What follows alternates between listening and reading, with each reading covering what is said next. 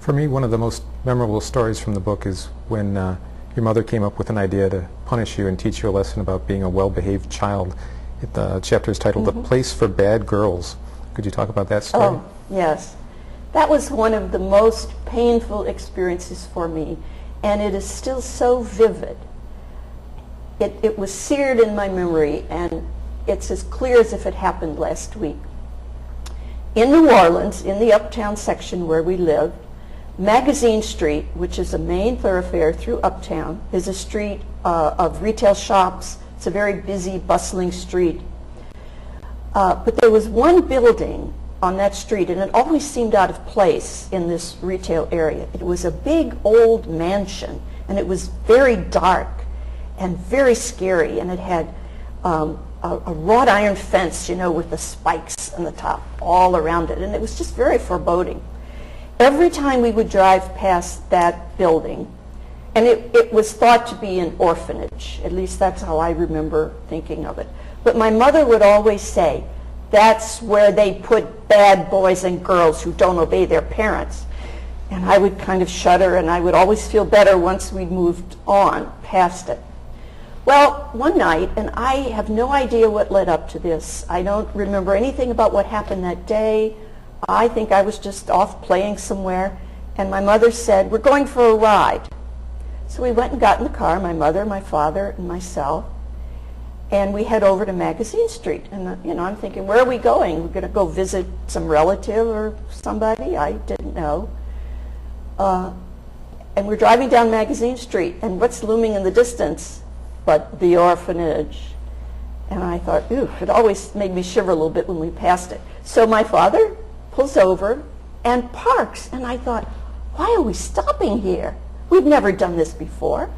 They don't say anything. They get out of the car, they take me out of the car, they each hold a hand, and they walk me into the through the iron gate, up the steps, and I am getting really, really scared at this point because I have no idea what's happening. And we get to the door, and my father picks me up, and I look inside, and I remember the glass on the door was kind of old-fashioned and kind of yellowish. And I look inside, and there's this long, gloomy hallway with the light hanging down. I don't see any people, and I don't hear anything. And my mother says, that's where we're going to put you if you don't learn to behave. And I am just terrified. I'm shaking, and I see the doorbell, and I'm so afraid they're going to press the doorbell. And I imagine that the place was run by very stern nuns in black habit, and I'm so afraid I'm going to see one walking down the hall and taking me.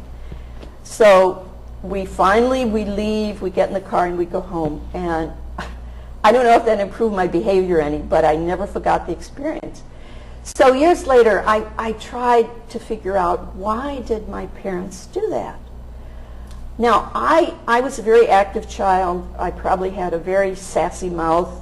I was spoiled. I was the only child in this extended family living situation for 5 years till my sister was born. And I'm sure I was a handful for my mother. But I thought that was really a cruel thing to do. Was she just really so at wit's end? She didn't know how to deal with me. So several years later, after I was married and had children of my own, we were visiting New Orleans, and I finally found the courage to mention it to my mother. And I said something like, you know, I'll never forget that time you took me to the orphanage, and it was really scary. And my mother looked at me and said, I don't remember that. End of conversation.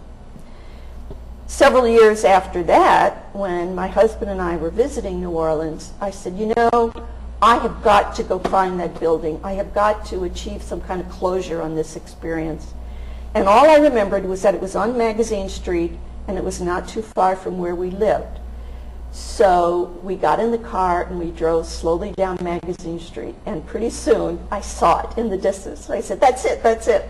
So we stopped, and I got out of the car, and I went to take a closer look. Well, the whole building had been remodeled. It was now painted a very warm, soft peach color. The iron fence was still there.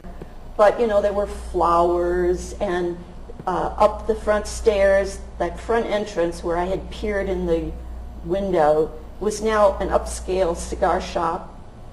And there was a big sign saying that this building had been converted into luxury apartments. And the final irony was that these luxury apartments were named the Orphanage. I thought that was pretty ironic. But I did feel that I kind of put a period on that story, finally.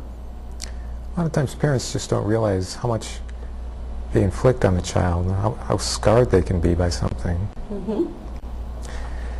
Your memoir touches on a lot of personal subjects. Did you feel any qualms about writing about those things, or was it just part of telling the story?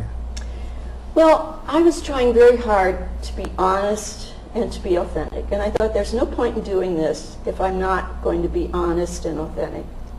So I tried to focus on my experiences, the ones that were significant to me, and how I felt about it, the good and the bad. Now, I knew that writing this and having people read it, it was like exposing myself and my psyche and my history. But I felt it was worth it for what it helped me to do.